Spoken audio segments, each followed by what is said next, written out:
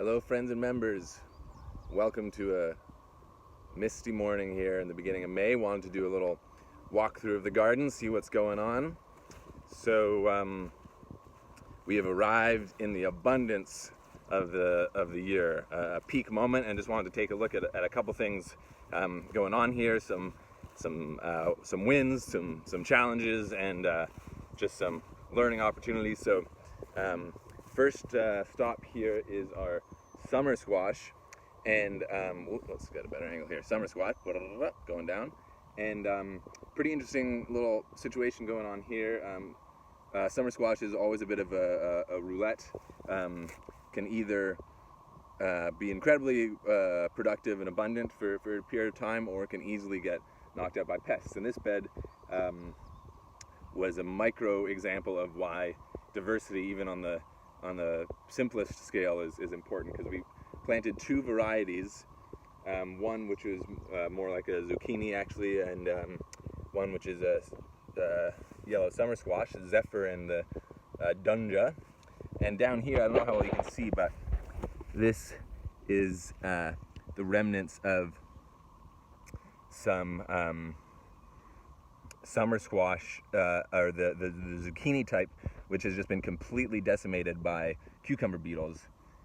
Whereas right next to it, we've got this the Zephyr, the yellow summer squash, which while also chewed on and affected by the same pest will affect this plant, is actually thriving. So same bed, same family, both affected by the same pest, but for whatever reason the pest much more preferred this variety. It also seems like it's a little bit more fragile, and when early transplanted, it very often wilts very quickly, even when it's fully watered. So yeah, just kind of an interesting little experience here, and grateful that we are always using different varieties, because in different moments they'll save our butt.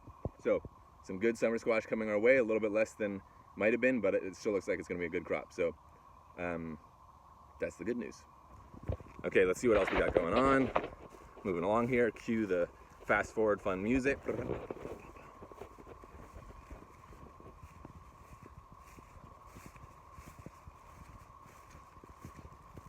Okay, this is where we continue the sadder part of our story, some of the challenge. So continuing with that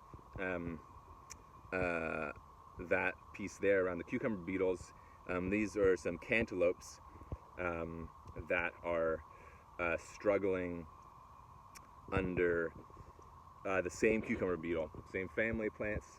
And so you can see behind me here, we've put down the insect netting over the rest of these. Just in part, we're getting a comparison of just how effective it is, and in part, insect netting is very expensive, and we don't have enough actually be covering all of the crops that this little beetle affects. And it's come on much harder and faster than usual. So we've been hit a little bit hard by that, but this insect netting seems to be helping a lot.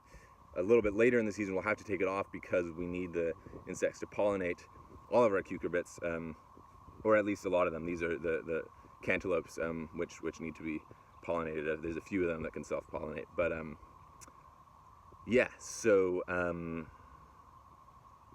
working against our cucumber beetles here, but looks like another sort of mixed bag. Hopefully enough cantaloupes are gonna make it through there.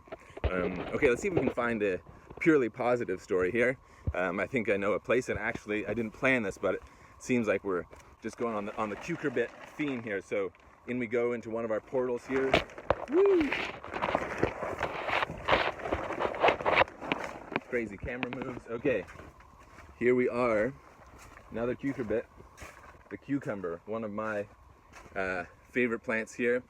I love just being able to munch these fresh, and they're just growing happily. And we're doing a couple different kinds of trellising here. We're experimenting with best techniques. We've got these on a sort of single strand, climbing their way to the ceiling there, and then more of traditional sort of netting there.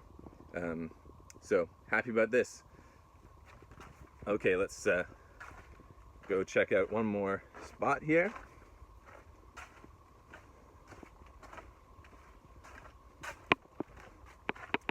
All right, so coming out of the portal to our middle plot here. So this is neither yet a success nor a challenge, but just a learning adventure we're on. So in general, we've been working towards moving to as many no-till systems as possible. It's a bit of a buzz concept right now, but pretty much the idea there is simply to not to destroy the soil structure, and that goes a long way to creating the conditions for soil health. So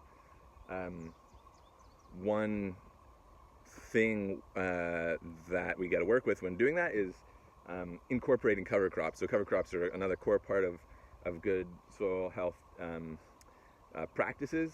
And so we had here a big nice cover crop of rye and vetch, and now we are working to incorporate it. So we're doing a couple different ways. Over here, this whole patch is going to be corn for a seed contract, and just for having some corn on the farm here, and maybe if you come out, get to share some cornmeal lunch or polenta or any kinds of those goodies. But we're over here, we're experimenting with hand-powered crimping, which is where we actually pinch the rye at the base of the stem so that it can't regrow and that it will create a nice mulch mat. Whereas over here, we're mowing and going to incorporate that with more traditional tillage. So yeah, just always exploring and experimenting with our techniques here. So now let's just wander around with some nice music, see what else we can see, and enjoy the garden.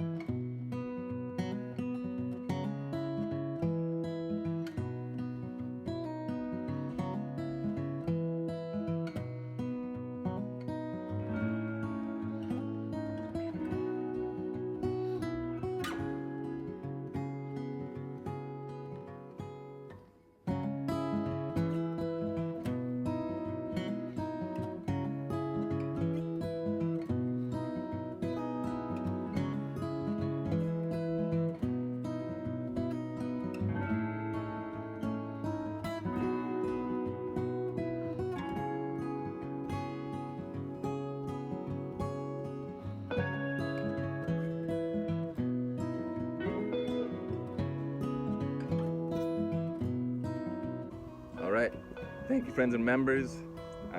Hope you enjoyed your little moment in May out here. It's even nicer if you come in person, so come say hi.